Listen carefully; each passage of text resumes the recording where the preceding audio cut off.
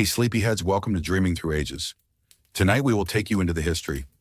Before there were maps to chart the shape of the world, before history was pressed into the neat columns of books, there was the man who carried the stories of nations in his mind and the dust of many lands upon his feet. His name was Herodotus.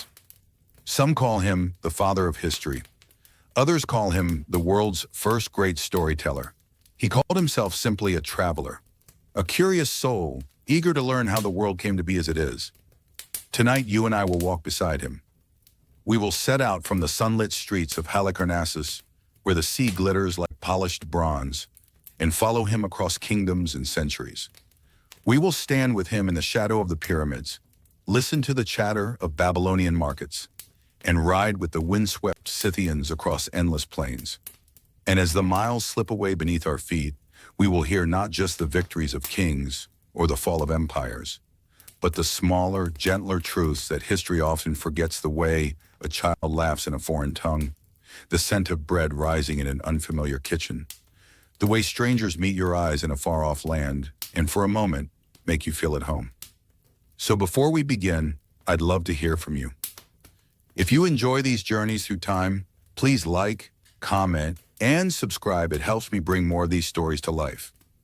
And in the comments below, tell me, where in the world are you listening from right now? And what time is it there? I love imagining our voices and hearts connected across the globe. Now, settle in. Let the candlelight soften the edges of the room. Let the sound of the world outside fade to a whisper. For in just a moment, Herodotus himself will speak, and the world will open before us, as it did for him so many lifetimes ago. Yes, if history had an origin story, it would begin with Herodotus. Often called the father of history, he was the first to systematically record events, weaving them into a cohesive narrative of human affairs. His work, The Histories, is an epic account of the Greco-Persian Wars, filled with tales of gods, kings, and battles, but also of diverse cultures, strange customs, and moral lessons. Herodotus's storytelling made history engaging and alive, but it also raised questions about accuracy. He was a collector of stories, often including myths, rumors, and dramatic embellishments alongside factual accounts. This has led some to label him the father of lies, but his real contribution was his curiosity and desire to understand the causes behind events. I am Herodotus of Halicarnassus. Though I doubt you have seen my little city, tucked between the hills and the restless sea. If you stood upon our harbor's edge in my youth, you would smell the mingling scents of salt, tar, and olive oil, the perfume of all the Aegean. You would hear the gulls crying above the masts, and the low hum of sailors speaking a dozen tongues. It was here that I was born in a land that belonged at once to Greece and to the great king's dominion. Our stones bore Greek carvings, our markets Persian coins. Even as a boy, I lived between worlds. I remember the first story that ever set my heart alight. A merchant from Tyre had come ashore one late afternoon. His cloak was stiff with sea spray, and his eyes were dark as the deep. He spoke of a river so wide that a man could not see the other bank, and of temples where the walls glittered with gold, and of beasts that walked on 4 legs but were taller than any roof in our city. I listened as if enchanted, for I was still too young to know which parts were truth and which were dream. At night when the oil lamp flickered in our house, I would ask my mother, "Are these places real?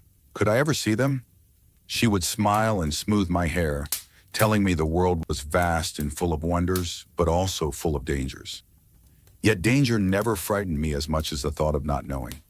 I wanted to walk the roads those sailors had walked. I wanted to taste bread baked in other lands, to hear the prayers of strangers, to learn the customs that seemed strange only because they were not ours. Halicarnassus was my cradle, but it was the world that called me to wake. Every morning I wandered down to the docks pretending I was simply idling. But truly I was listening to Phoenician captains bargaining for wine, to Egyptian traders unrolling linen, to Ionian fishermen mending their nets. I gathered their words like a miser gathers coins, storing them for some far-off day when I might set sail myself. There was an old man who lived near the edge of the harbor, a fisherman named Euthynos. His skin was brown as driftwood, and his beard smelled faintly of the sea. He taught me how to mend nets and, more importantly, how to tell a story. A good story, he told me, is like a good fishing line. You must set the hook with something bright, let it sink slowly, then reel it in before the listener drifts away. I think that was the first lesson that made me not only a traveler, but a historian. In those days, I had never left the sight of our hills, yet I already belonged to the road. I would lie awake some nights, imagining myself in lands where the stars were strange, where the language in the markets sounded like music I did not yet know how to dance to. And then, one spring morning, the chance came not as a grand ship bound for the ends of the earth, but as a small, creaking vessel headed across the Aegean. My uncle had dealings in Ionia, and I begged to join him. I was barely more than a boy, but my heart was already older than my years. I could not know then how many shores awaited me, only that the first step would be the hardest, and I was ready to take it. The morning we departed, the sea lay still as a polished mirror. I remember stepping aboard with a bundle no larger than a loaf of bread, my share of food for the voyage, a small jar of oil, and a reed pen with a scrap of parchment. Even then, I thought I might write down what I would see. The vessel was no great trireme of war, but a merchant's boat with a belly full of amphorae wine from the uplands, olives from the coast, and a few bolts of dyed cloth that glimmered purple in the morning light. My uncle busied himself with the cargo while I stood at the rail, watching Halicarnassus grow smaller until its white houses became no more than chalk marks upon the green hills. The Aegean in spring can be as gentle as a mother's hand or as quick to anger as a hungry dog. That first crossing was kind to us. The sailors sang low rhythmic songs as they worked the oars, and the air was rich with the scent of resin from the pitch-sealed hull. I watched the sky change as the hours passed, a deeper blue above us, a faint blush on the horizon ahead. And when the wind rose, carrying the scent of another shore, my heart pounded. This was it, the edge of my known world. We made land in Ionia by mid-afternoon. The harbor was busier than any I had seen, its wharves crowded with ships from all corners of the sea. I heard a dozen tongues at once, Lydian, Greek, Carian, and others I could not name. I felt in that moment as if I had stepped into the heart of the world's great conversation. Ionia was a tapestry of colors and smells. Market stalls were heavy with figs and pomegranates, bronze trinkets that caught the sun, and jars of perfume whose scents lingered in the air like whispers. The Ionian women walked with a grace I had not seen at home, their garments dyed in the deepest blues and reds. The men, quick of speech and sharper of wit, bargained over spices as if they were haggling for treasure. But it was not just goods that moved through this city, it was ideas. In the portico of a grand stoa, I heard a group of philosophers debating the nature of the soul. In a small courtyard, an old priest recited a hymn to a god I did not know. Everywhere I turned, there was something new to learn. That night, as I lay on a pallet in my uncle's lodging, the city's hums still in my ears, I realized something. Traveling was not merely about seeing new sights. It was about listening to the voices, the arguments, the laughter, the prayers, and carrying those voices onward so they would not be forgotten. I stayed in Ionia for many weeks, filling my little parchment with notes. Some of them were facts, the price of grain, the pattern of the streets, the names of local rivers. But many were stories of fishermen who swore a dolphin had guided his boat to safety in a storm, a merchant who claimed to have sailed beyond the pillars of Heracles into a sea where the water turned green. I did not know yet which stories were true, and perhaps that did not matter. What mattered was that they were told, and that someone, perhaps me, would keep them alive. When I finally left Ionia, it was with a heavier bundle than I had brought, a mind weighted with questions, and a heart certain that this first voyage was only the beginning. Ahead lay lands whose names I did not yet know, and I intended to walk them all. It was many years after my first journey that I at last set my eyes on Egypt. By then I had traveled along the coasts of Asia Minor, crossed into the lands of the Lydians, and spoken with traders from Phoenicia who whispered to me of a river that fed a whole kingdom. They called it the Nile, and they said it rose each year like a sleeping giant that awakens to flood the land, leaving behind a black soil as rich as gold. I sailed from the island of Samos aboard a broad merchant vessel whose decks smelled of tar and cedarwood. The sea was gentle that season, and for days the horizon was an unbroken ring of blue. Then one morning as the sun climbed, a faint smear appeared ahead, a band of ochre against the sky. By midday, the shape of land emerged, and beyond it, the pale towers of the Egyptian coast. The first breath I drew ashore was heavy with heat and spice. The markets swelled with noise, camels brayed, merchants called out in a language both musical and strange to my ear, and the air was thick with the scent of myrrh, roasted fowl, and something sharper, perhaps cinnamon carried from Arabia. I traveled upriver on a small boat whose single sail caught the steady wind from the north. Each day we glided between banks lined with palm groves, the air shimmering in the sun. The Nile itself seemed alive, glittering, endless and unhurried, like a god in no need of haste.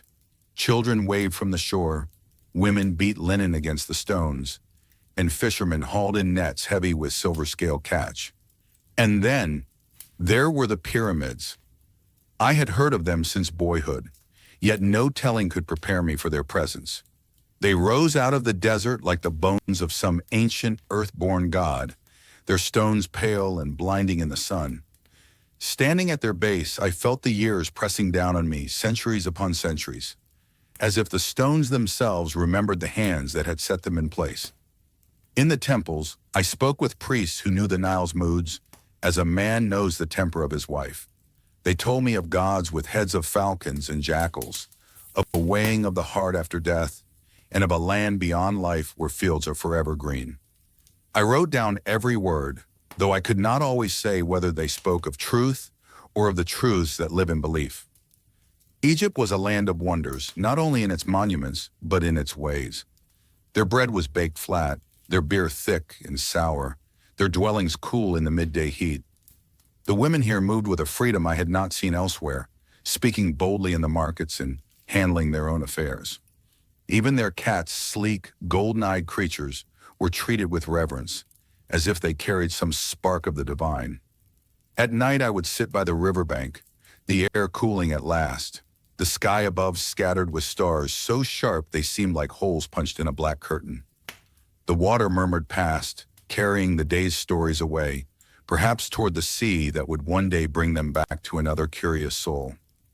Egypt taught me this, that history does not only live in the tales of kings and battles. It lives in the way a woman braids her hair, in the spices sold in the market, in the songs sung to a child at dusk.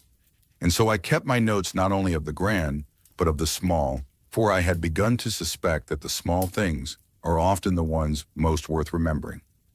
From the lush banks of the Nile, my road turned eastward toward the lands of the great king. I had heard the name Persia whispered with equal parts respect and fear in every port I had visited. To some, it was a marvel of order and abundance. To others, it was a shadow stretching across the world, swallowing cities and peoples in its path. I wished to see for myself. The first sign that I had entered Persian lands was not a city, but a road so broad and straight that it seemed the work of some vast, patient hand. Mile upon mile it ran, smooth underfoot, flanked by stone markers. Messengers rode along it on swift horses, changing mounts at way stations, so that word from the great king could reach the farthest satrapy in days rather than months. This, I thought, is how an empire holds itself together, not merely with swords, but with speed. In the satrapy of Lydia, I saw the king's officials at work. They wore robes dyed deep crimson, their belts heavy with gold. Their speech was measured, their faces unreadable. They collected tribute not only in coin, but in grain, horses, and fine cloth. Yet for all this authority, the markets bustled freely. Greek traders haggled beside Babylonian jewelers. Ionian sailors drank with Persian archers. The empire's strength, it seemed to me, was that it made room for many peoples beneath its banner, so long as they bowed to the same ruler. At last I came to the royal city Susa. Its walls were high and gleaming in the sun, but it was the gates that stopped me in my tracks.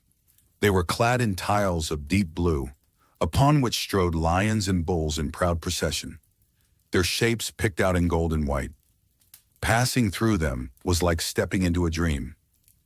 Within the palace, I walked among columns taller than any tree I had known, their capitals carved into the forms of twin bulls.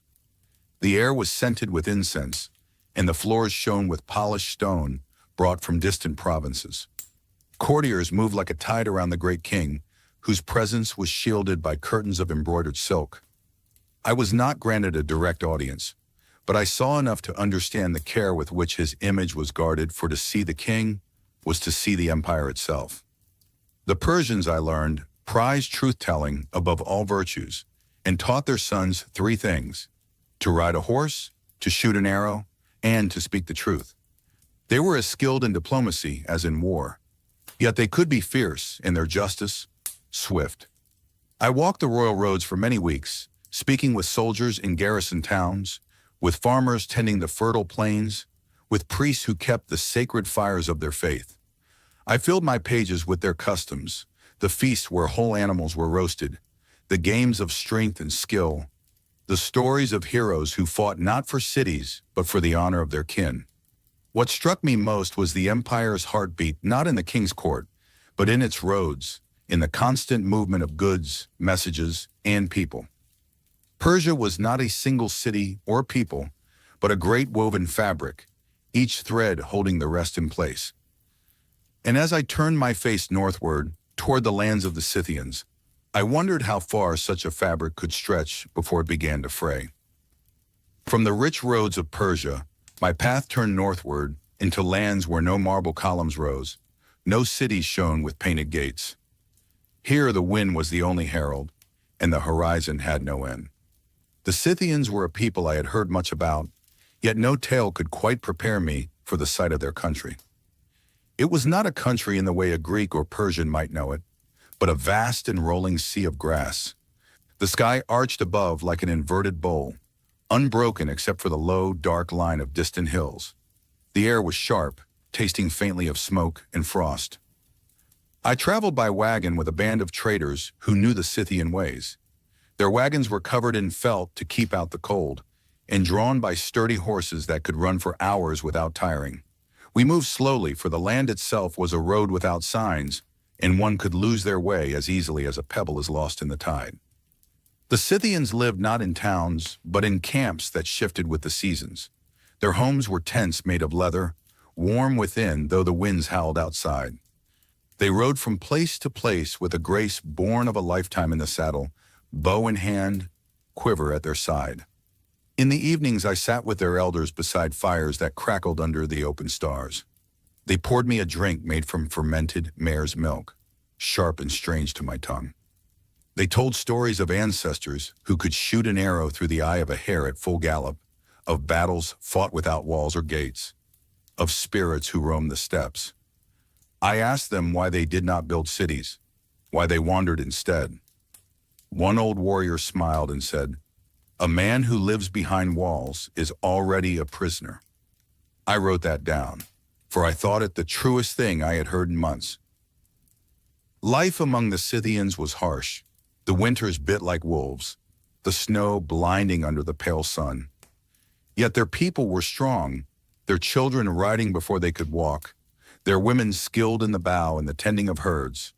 Their wealth was not in gold or fine cloth, but in horses, in freedom, and in the wide, unclaimed land itself.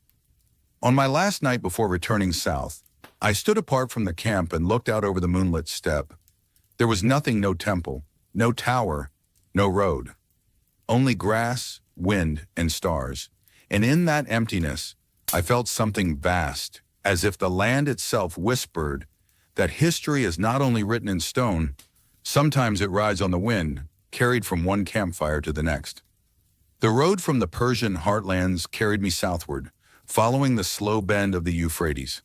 For days the river was my companion, its waters broad and brown, its banks lined with palms that leaned toward its flow as if listening to its secrets. The air grew warmer, the earth richer, and at last, on a hazy morning, I saw it Babylon. Even from a distance it seemed impossible. Walls higher than the masts of ships, stretching further than the eye could see, their tops wide enough for a chariot to race upon. Towers rose above them like watchful giants. I had thought the tales I heard in Greece were embroidered. Yet here they stood before me in baked brick and sunlit dust. I entered through the Ishtar Gate, a marvel in itself glazed in deep blue, adorned with lions and dragons that seemed to stride beside me. Passing beneath them was like stepping from the earth into a dream, and I wondered if this was how a pilgrim feels when crossing the threshold of a temple. The streets within were alive with every manner of man and tongue. Traders from the east sold silk so fine it slipped through the fingers like water. From the west came silver, from the south ivory and spices. The air was thick with the scent of roasting lamb, incense, and the faint metallic tang of copper being worked into bowls. I visited the great ziggurat, its steps rising tier upon tier toward the heavens. From its heights the city lay spread before me like a great woven carpet, squares of gardens, courtyards, canals gleaming in the sun. They say the priests of Babylon can read the will of the gods in the stars, and that here, astronomy is as old as the river itself. One elder traced patterns in the dust for me, showing how the motions of the heavens tell when the floods will come, when the crops will ripen, and even which days are favored for battle. The Babylonians have a written script unlike ours, wedge-shaped marks pressed into clay tablets. I held one in my hands, warm from the sun, and thought how these signs would last long after parchment had crumbled to dust. At night, the city glowed with the light of 1,000 oil lamps. Music drifted from courtyards, and the river's murmur joined it like the deep note of a lyre. I dined with a merchant whose garden was watered by channels running directly from the Euphrates, his vines heavy with fruit even in the heat. He told me that Babylon is not merely a city, but the heart of a world, and I believed him. Yet I also learned that its greatness is fragile. Behind the walls, power shifts like the river's course. Kings rise and fall, alliances are made and broken, and even here, where the bricks seem eternal, time works quietly. When I left Babylon, I carried with me not only the image of its shining gates, but the knowledge that even the most wondrous cities are but moments in the long flow of history. And the river, indifferent and unhurried, will outlive them all. From the heart of Babylon, I turned westward, following the old caravan trails until the scent of the sea found me again. It was the same sea I had known since boyhood, yet here along the Phoenician coast it wore a different face, wilder, darker, and rich with the promise of far horizons. Tyre was my first port of call, a city that seemed to float upon the water itself. Its walls rose straight from the waves, and ships crowded the harbor so tightly that their masts swayed together like a forest in the wind. Here the air was heavy with the tang of salt and the sharper note of dye bats, for it is from this coast that the famous purple is drawn, a color worth its weight in silver.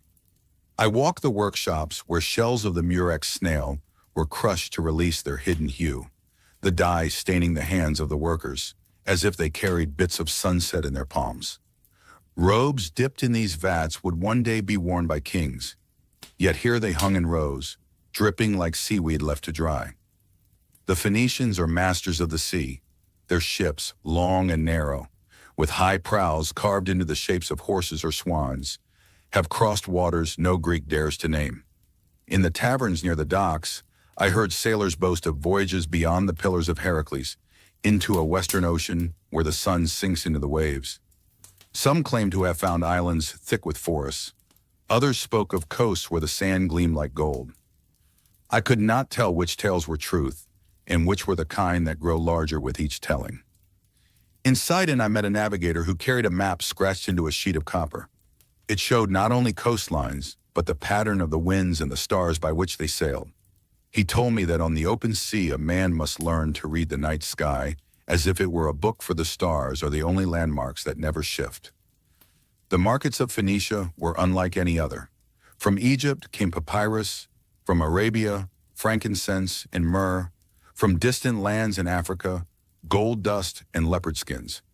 Every stall was a meeting of worlds, and I saw more strangers' faces in a single day than I had in a month inland. But it was the stories that stayed with me most. tales of sea gods who guarded hidden harbors, of storms that rose without warning, of ghostly lights that danced along the masts in the blackest nights. The Phoenicians spoke of the sea not as a path, but as a living thing, one that could befriend you or swallow you whole. When I left their shores, I carried with me the memory of sails billowing in the evening wind, the faint glimmer of the setting sun caught in the ripples, and the voices of sailors fading into the distance. The land ahead would be Greece again, but a Greece shaped by the reach of these tireless seafarers. When at last I turned my steps westward, the sea became my road once more. My ship cut through the Ionian waters toward a place the Greeks call Magna Graecia, Greater Greece. For there, across the wide seas, our people had built cities that shone like new stars in the west. The first I saw was Taurus, its white walls rising above the deep blue of the bay.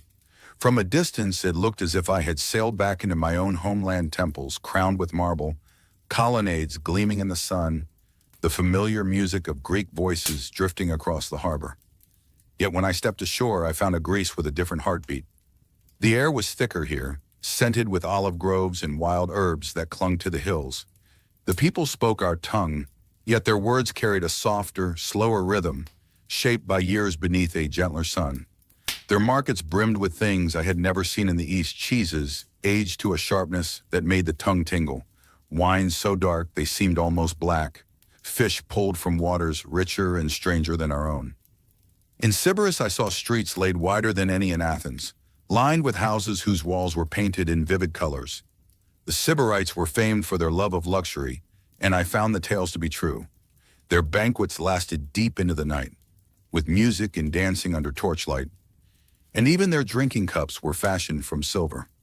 Yet they welcomed strangers warmly, and I was treated not as a wandering historian, but as an honored guest.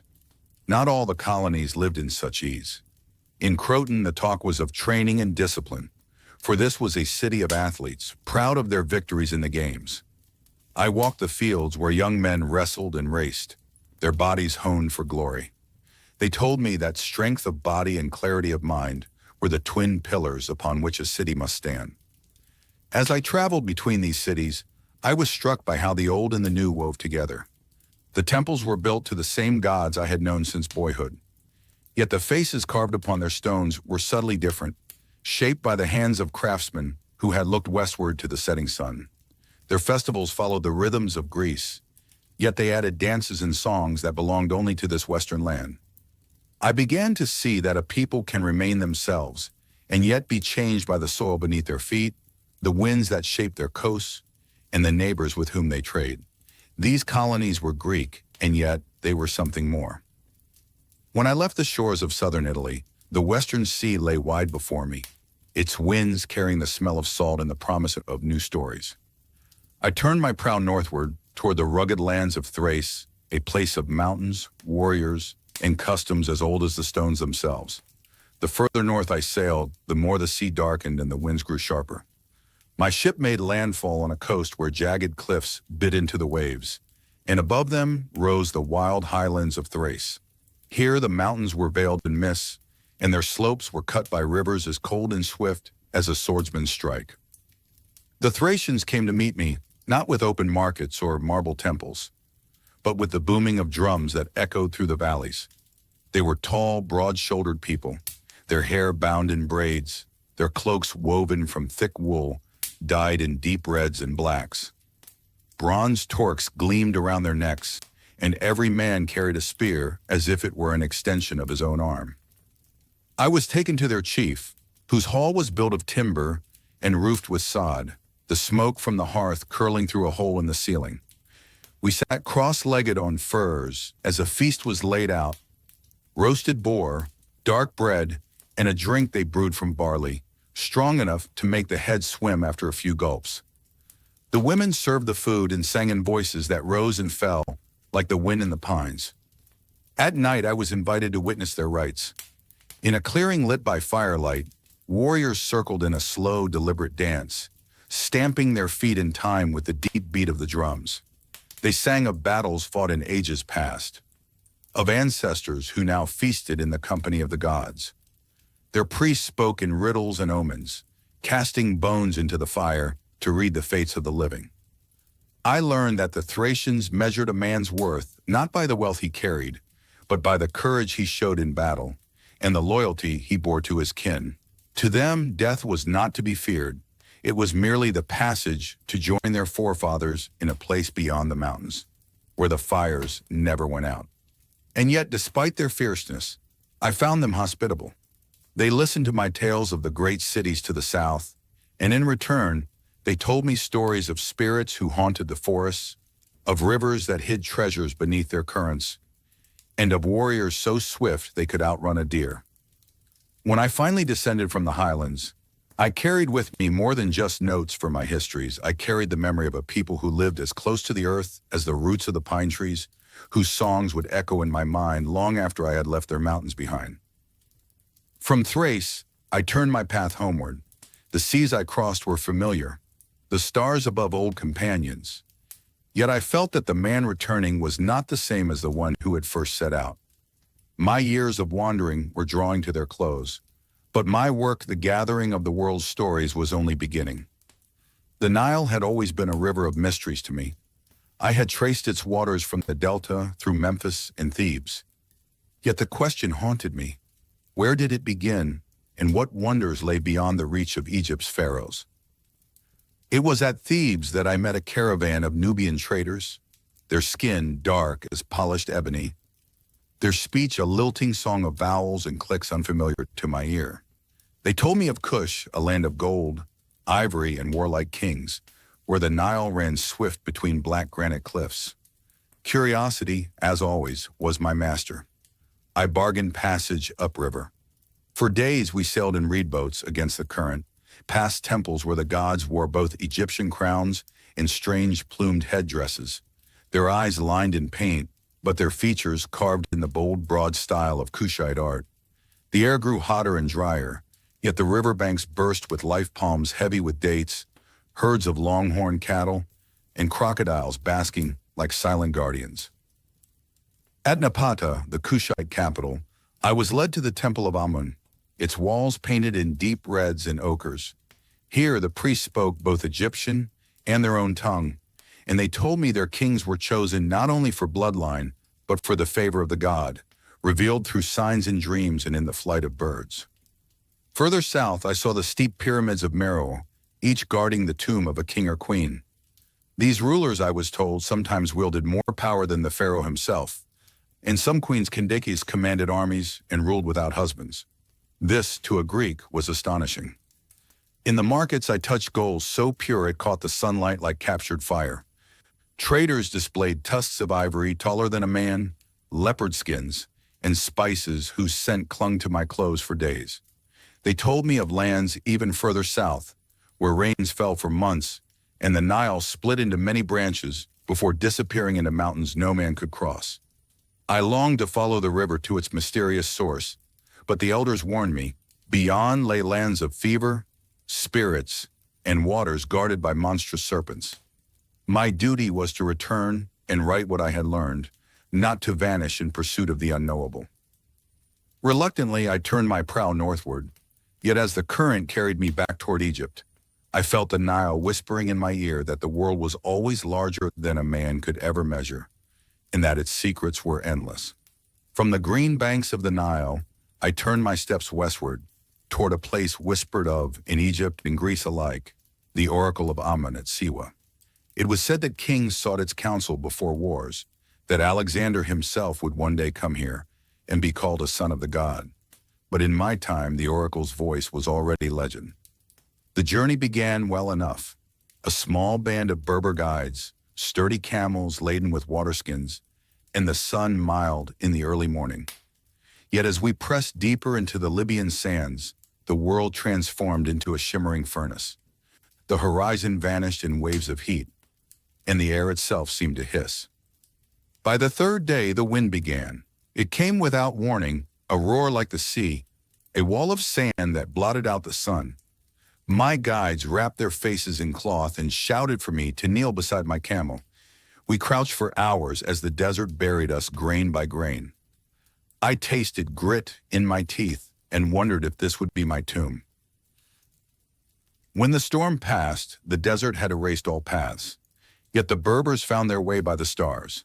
And on the fifth night, an oasis shimmered in the moonlight, palms swaying, water glinting like polished bronze. Siwa itself was a fortress of green in the middle of endless salt-white wastes. At its heart lay the temple of Amun, its mud-brick walls painted with scenes of the ram-headed god. The priest, robed in linen, led me through incense-thick corridors to a dark chamber. There, a single shaft of light fell on a golden image of the god. The high priest asked nothing of me but my silence. He spoke words I did not fully understand, yet their weight settled on my chest. You will walk many roads, stranger. Your ears will drink the voices of many lands, but your words will live longer than your bones. I left Siwa with more questions than answers. The desert had tried to kill me. The god had spoken in riddles, and yet I felt marked, as if my journey was no longer entirely my own. From the sun-bleached deserts of Libya, I turned my thoughts to the opposite extreme, the far northern lands where the sun hid for months and the cold gnawed at the bones. Traders in Egypt had told me of a mysterious route, a chain of rivers and forest trails called the Amber Road. It wound from the heart of the continent to a sea so cold it froze in winter, and along it flowed one of the strangest treasures known to man. Golden lumps of fossilized sunlight, prized in Greece as much as gold itself. I began in Thrace, following merchants whose wagons creaked under the weight of furs, salt, and smoked fish. The forest grew darker with each passing league. Oak and pine towered overhead, and the air carried the sharp bite of resin. At night, the wind whispered through the branches like the voices of ancient spirits. Weeks later, the land began to flatten, and I smelled salt on the air, not from warm Mediterranean shores, but from a cold, brackish sea the locals called the Bolcha. Here the people were fair-haired and tall, their cloaks stitched from wolf pelts, their axes broad as a man's handspan. They showed me amber the size of a child's fist, washed ashore after storms. In the torchlight, it glowed with a warmth the winter sky could not give. I held one to my ear and thought I could hear the trapped song of some ancient insect, its prison a droplet of time made solid. Around their hearths, they spoke of white bears that prowled the ice, of rivers that froze so hard you could drive a wagon across them, and of summers where the sun never set. I stayed long enough to see snow fall for the first time in my life, soft, silent, and strange, as if the sky were shedding feathers. When I turned south again, I carried with me a pouch of amber, and the knowledge that beauty is not only found in the warmth of the sun, but also in the frozen breath of the north. In the bustling markets of Babylon, where languages tangled together like threads in a loom, I first heard the word Sir, a merchant from Bactria, his beard dusted with the red sands of the eastern deserts, whispered it to me as if it were dangerous knowledge. Sir were the people, he claimed, who spun cloth so fine it floated in the breeze like smoke, and so costly it was worth more than gold by weight. They lived far beyond the Persian Empire, beyond the mountains where the sky sharpened to a knife's edge. Curiosity gnawed at me.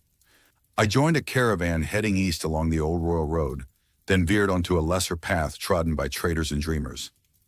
The days became a blur of dust and heat, broken only by the cool relief of walled cities, Marakanda, Bactra, each a jewel in the desert.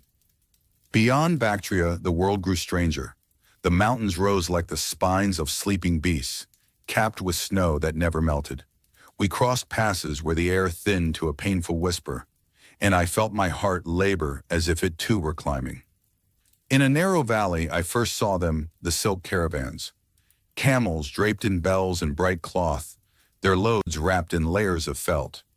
The traders wore long tunics and fur-lined boots, their faces tanned and wind-burned from endless travel.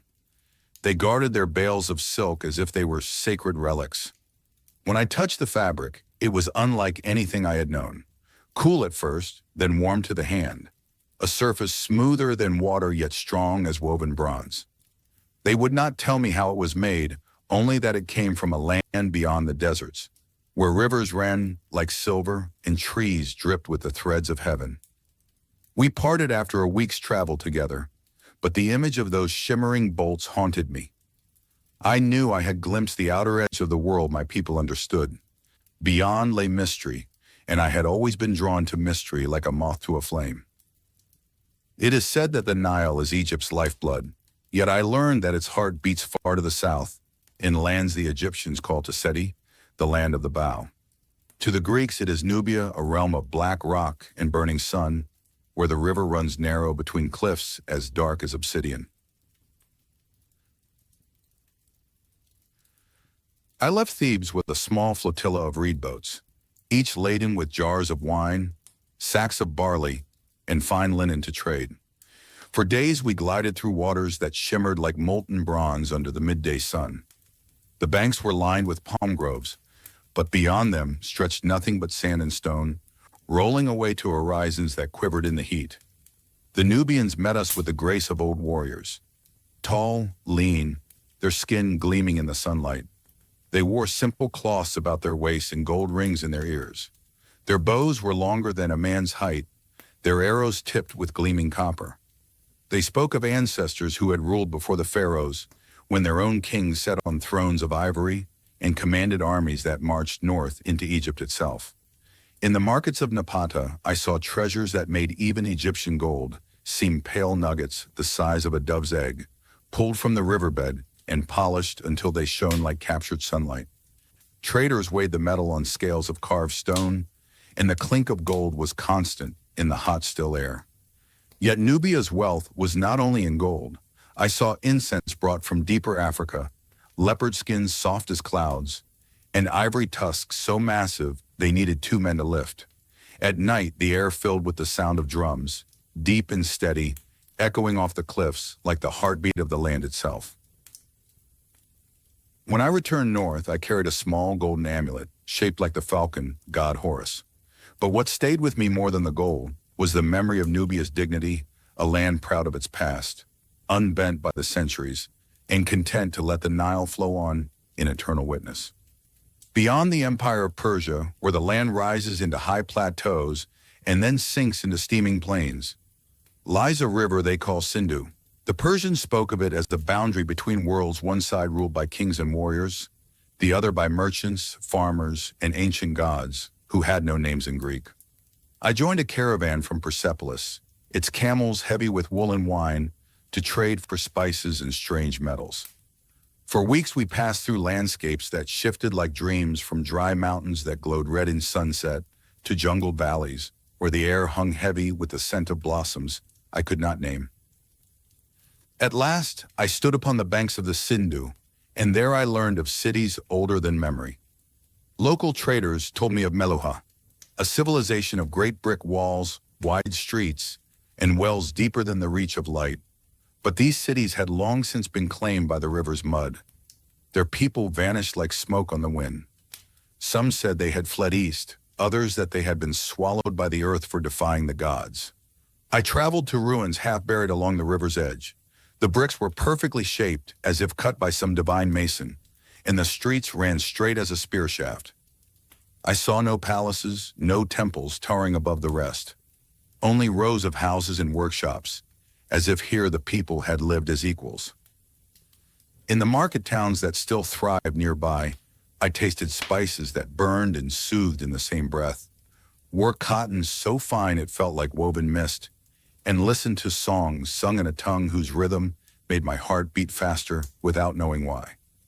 One evening, an old storyteller by the fire whispered that in the time before time, the river had been wider than the sea, and ships from the west had sailed here, laden with lapis, gold, and wine.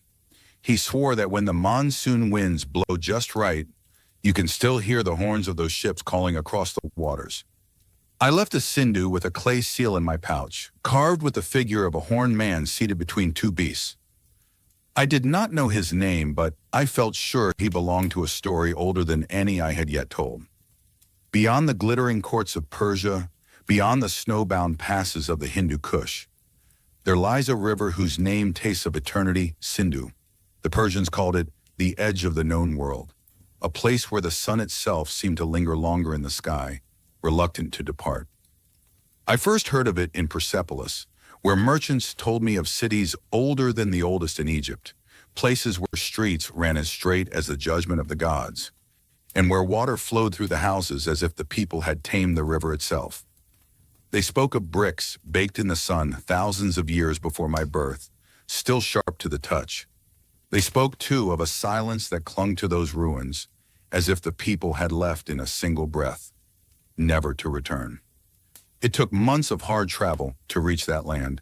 My caravan wound through landscapes that seemed to belong to different worlds, from the dry gold of mountain ridges, where nothing stirred but vultures, to valleys thick with jungle, where unseen birds screamed like spirits.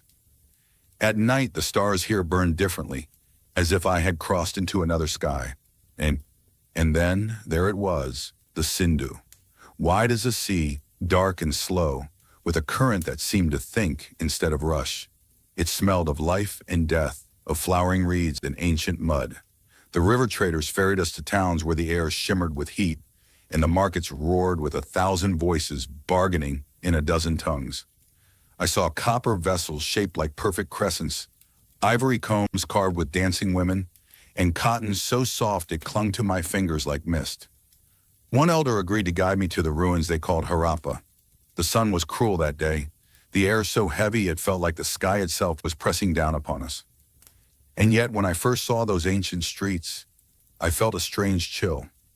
The walls were too perfect, the lines too precise, as if made by hands that knew a secret geometry lost to us now. There were no towering palaces, no temples stretching toward the heavens, only long rows of dwellings, each with its own well and bathing room. Here, I thought, the people must have lived not as rulers and subjects, but as neighbors. It was a city without a king, and perhaps that is why it vanished. We found clay seals in the dust, each carved with animals I had never seen. A unicorn with a single curling horn, a great humped beast, and a man crowned with horns, sitting cross-legged between two tigers. My guide could not name him, and neither could I, yet I felt his gaze follow me long after I turned away. At night, in a small village nearby, an old woman sang me a song in a language older than the streets themselves. Her voice was cracked but strong, and the tune swayed like the river. Through my interpreter, she told me this: once the Sindhu was as wide as the sea. Ships came from far lands bearing gold, wine, and lapis, the color of a stormy night. Then the river changed its course, and the cities died. But their songs still live in the reeds.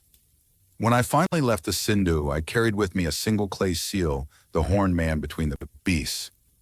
I did not know who he was, but I felt certain he belonged to a story so vast and so old that even the gods had forgotten it, and I, Herodotus, would make sure it was remembered. The Sindhu had shown me her secrets, but the sea beyond her mouth whispered promises I could not ignore. The merchants in the river towns spoke of a coast that curled like a sleeping serpent, dotted with harbors heavy with cinnamon, black pepper, and strange resins that burned like trapped lightning. But they also warned me, do not sail when the monsoon breathes. Naturally, I chose to sail when the monsoon breathed. I paid my passage on a great stitched hull ship, its planks sewn together, with coconut fiber ropes thick as a man's wrist, its mast carrying a square sail painted with the figure of a sun-faced god. The crew was a chorus of languages: bearded men from the Persian Gulf, dark-eyed sailors from the Sindhu Delta, and wiry, barefoot captains who could read the wind as if it were a sacred scroll. From the very first day, the air changed. It no longer moved lazily, but rushed in great invisible rivers, carrying scents from lands I could not yet see: hot pepper, wet wood, and something like crushed flowers. The sea turned restless, each wave lurching higher, as if the ocean itself were impatient for what was to come. Well, on the third night, the storm arrived. It began as a low moan, the kind of sound you feel in your chest more than you hear with your ears. The clouds gathered like an army, black and heavy, swallowing the moon. Then the rain came not in drops, but in solid sheets that blurred the horizon. The wind howled, and the sail cracked like a whip.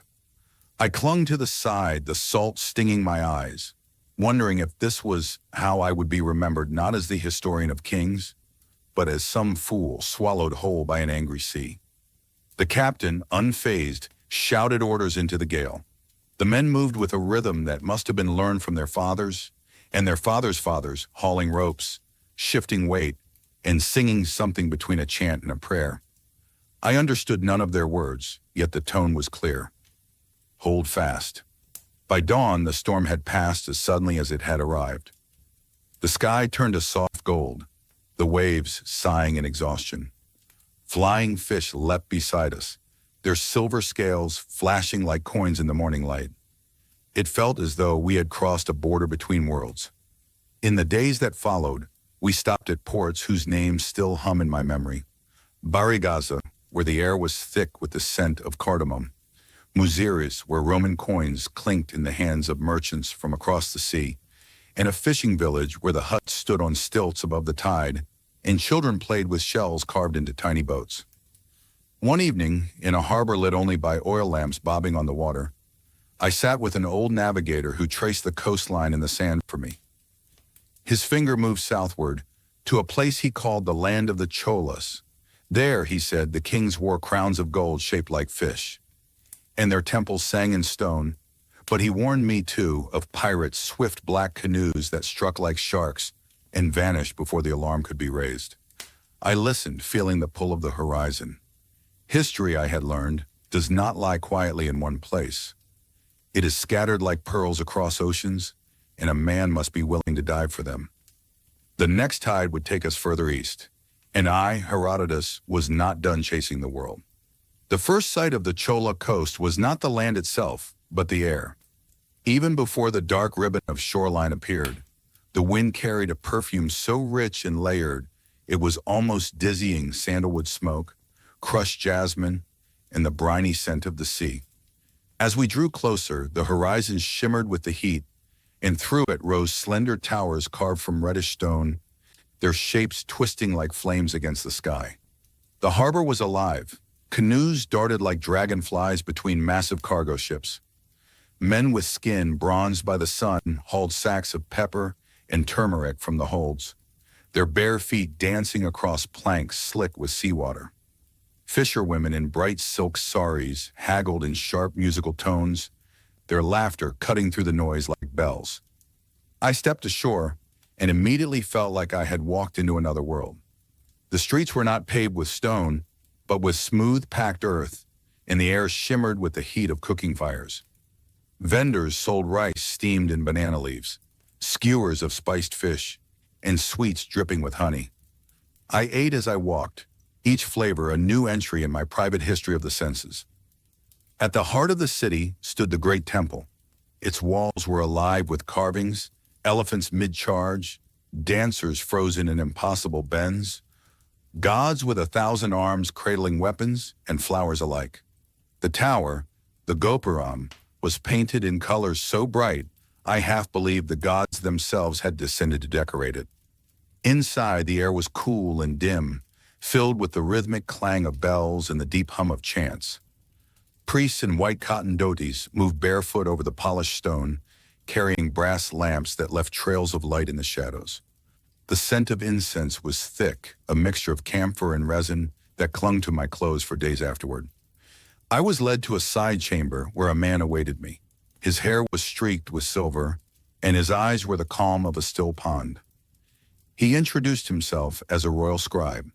He had heard of me, the Greek who wandered far from home, collecting the stories of kings and beggars alike. "You write the tales of your people," he said, "but here we carve ours into stone. Long after we are dust, our words will still stand." He showed me the temple's walls, covered in lines of script I could not read. "These," he explained, "tell of our kings, their conquests, the gifts they gave to the gods, and the lands they brought under their shade." He spoke of Rajendra Chola, a king whose fleets had sailed beyond the sight of the sun, conquering islands and bringing back tribute from lands I had never heard of. That evening, I was invited to the court.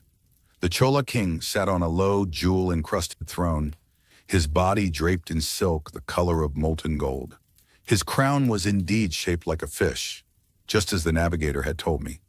Around him, dancers moved in slow, deliberate patterns, their ankles chiming with each step. Courtiers whispered into his ear, and the air buzzed with the scent of fresh flowers and the weight of politics.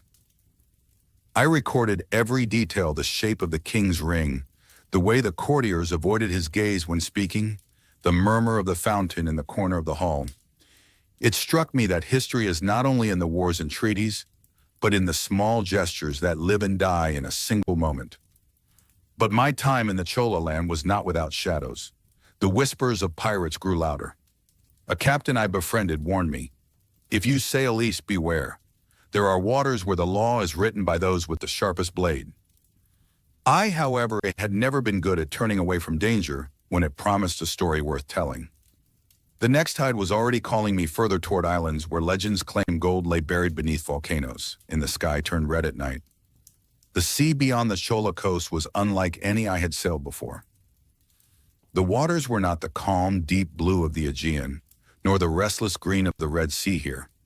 They were black and heavy, like molten glass, and the waves moved with the slow, patient pull of something ancient watching from below. The sailors whispered of spirits that dwelt in these depths, angry with men who disturbed their peace. Our vessel was a lean, swift craft, with sails dyed red to intimidate rivals, though the crew knew it was only a charm against fear. The captain, a broad-shouldered Tamil man with a scar cutting across his jaw, had no illusions. "If they want us," he said, "they'll take us. All we can do is make it costly for them." On the third night, the moon was a pale coin in the sky, half hidden by clouds. The wind died without warning, and the silence was so deep I could hear my own heartbeat. Then came the sound of a faint splash, then another and another, surrounding us like the slow tightening of a noose. The lookout hissed a single word: "Pirates." From the mist, their ships appeared long, narrow, fast, each prow carved into the snarling head of a crocodile. They rowed without sound, their oars slipping into the water like the strokes of a predator. Torches flared along their decks, and I saw them. Men with naked blades in their teeth, their bodies smeared with black paint, eyes glowing in the firelight. The attack was sudden. Grappling hooks flew, biting into our rails. The crew fought back with spears, knives, anything at hand. I found myself pressed against the mast, trying to write with one hand while clutching a short sword with the other, my absurd instinct to record the moment stronger than my will to fight. One pirate swung aboard near me. His breath reeked of palm wine, his smile a jagged ruin of teeth. I froze, and then the captain's scarred hand slammed into the man's chest, sending him overboard. The fight seemed endless. Sparks flew as steel clashed. The torches guttered in the wind, shadows twisting across the deck like living things. At last, a sudden shout went up from the pirates, and they broke away, retreating into the fog as quickly as they had come. We limped on, battered and bruised. The captain told me we had been lucky they had tested us and found us too costly to take. I sat on the deck, the salt stinging my cuts, and thought about how close I had come to being just another nameless body swallowed by these waters. But danger had a strange taste. It burned in the blood and left the heart restless. Even before my wounds had healed, I was already wondering what lay further east, the islands the sailors called the Dragon's Spine, where the mountains breathe fire and the locals claimed to trade with spirits beneath the earth. The locals in the Tamil ports spoke of them in whispers, a jagged chain of islands far beyond the eastern horizon, where the mountains bled fire and the air itself could kill a man. They called them the Dragon's Spine, for their ridges rose from the sea like the back of some ancient beast, its scales smoking and glistening in the sun. We set sail at dawn on a narrow vessel built for speed, its hull coated with black resin to resist the salt. The crew had stocked not only food and water, but charms and talismans, carved bone amulets, seashells threaded with red cord, and small idols of bronze wrapped in cloth. The captain told me these were offerings for those who rule the winds and the fire. After days of open water, the horizon erupted. I first saw them as black shapes rising from the sea, each crowned with a plume of smoke. The air grew thick, hot, and faintly sweet. as though the earth itself were exhaling. When we landed on the black sand shore, the ground was warm beneath my sandals. The people who met us were unlike any I had seen. Their skin gleamed with oil, their hair bound with feathers of brilliant green and red. They wore necklaces of teeth, not all of them animal. They spoke a clipped, musical language, and when they realized I was a stranger, they brought me before their elders. The elders sat in a circle within a low stone hall, the walls daubed with red symbols that pulsed in the flicker of torchlight. One of them, an old woman whose eyes were clouded with white, touched my forehead and murmured words I could not understand. Then, in halting Tamil, she said, "You seek the fire's heart, but to see it, you must leave something of yourself behind." They took me to the mountain. We climbed for hours through a jungle thick with vines, the air heavy with the scent of flowers and sulfur. The roar came first, a deep, endless growl, and then the sight. The crater, vast and alive, its molten heart glowing like the eye of a god. The heat was unbearable. My skin prickled, my throat ached, but I could not look away. The elders began to chant, throwing herbs and carved bones into the fire. Sparks leapt high into the air, and for an instant, I thought I saw shapes within the flames, long, coiling, and impossibly huge. When the ritual ended, they gave me a small stone, black as night and smooth as water. "This," the old woman said, "is your gift from the fire. Keep it, and you will always find your way home if home still exists when you return." We sailed away at dawn, the islands vanishing into mist behind us. Yet I could still smell the sulfur in my hair, and the stone in my hand felt warmer than the sun. I wondered if it was merely a gift or a mark. The monsoon winds carried us farther east than I had ever thought possible, past islands where the jungle spilled straight into the sea and rivers the color of molten copper snaked inland. Our destination was whispered of in the ports of India and Java, a place the Tamil traders called Tianhai, the Sea of Heaven. We reached it on a morning thick with mist. Slowly as the sun rose, the city emerged a sweep of wooden quays lined with junks whose sails were stitched in patterns of dragons and cranes. Above them rose tiered roofs with curling eaves painted in vermilion, gold, and emerald. The air was alive with the smell of sandalwood, hot oil, and a sweetness I could not name.